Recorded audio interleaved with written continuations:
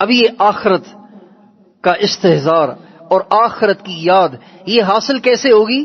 اس کے لیے ایک کام تو یہ کہ ہمیں آخرت کے ہر جگہ تذکرے کرنے ہوں گے.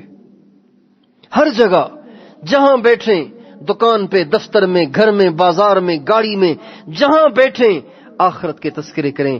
بھائی مرنا ہے، اللہ کے سامنے پیش ہونا ہے، حساب دینا ہے. دنیا میں جو کچھ کریں گے اس کا مرنے کے بعد حساب دینا ہے. جہاں بیٹھیں اس کے تذکرے ہوں، گھروں میں اس کے تذکرے ہوں. ہماری مائیں اپنے بچوں کو آخرت کے اتنے تذکرے سنائیں کہ بچوں کے دل دماغ میں یہ بات اتر جائے کہ مرنے کے بعد اللہ کے سامنے پیشی ہے اور حساب دینا ہے. کو حساب دینا ہے. کیا ہوگا؟ حدیث میں آتا ہے کل قیامت کے دن اللہ تعالیٰ عیسیٰ علیہ السلام کو بلائیں گے. عیسیٰ علیہ السلام کی پیشی ہوگی. عیسیٰ علیہ السلام ان بڑے 5 پیغمبروں میں ہیں جنہیں اولو العزم کہا جاتا ہے. ان 5 پیغمبروں کا درجہ سارے پیغمبروں سے بڑا ہے. اولو العزم پیغمبر میں سے ایک حضرت عیسیٰ علیہ السلام ہے. قیامت کے دن ان کی پیشی ہوگی.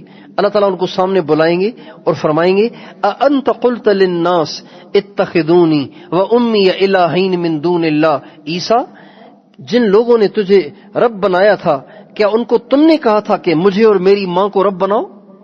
عیسائی کہتے ہیں نا کہ عیسیٰ علیہ السلام بھی رب ہیں، حضرت مریم بھی رب ہیں، اللہ بھی رب ہے. 3 رب ہیں ہمارے.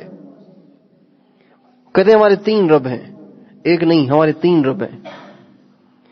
تو اللہ تعالیٰ فرمائیں گے کہ عیسیٰ، اپنی قوم سے، اپنی امت سے تم نے کہا تھا کہ مجھے اور میری ماں کو معبود بناؤ. اب اللہ کو بھی پتا ہے کہ عیسیٰ علیہ السلام نے نہیں کہا، عیسیٰ علیہ السلام کو بھی پتا ہے کہ میں نے نہیں کہا. لیکن حدیث میں آتا ہے جب عیسیٰ علیہ السلام سے اللہ پاک یہ سوال کریں گے تو عیسیٰ علیہ السلام کے روئیں سے خون نکلنا شروع ہو جائے گا.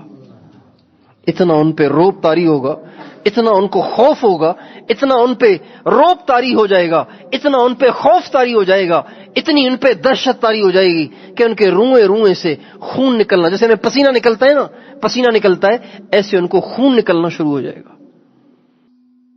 اللہ پاک کے سامنے پیشی دوستو مذاق نہیں ہے.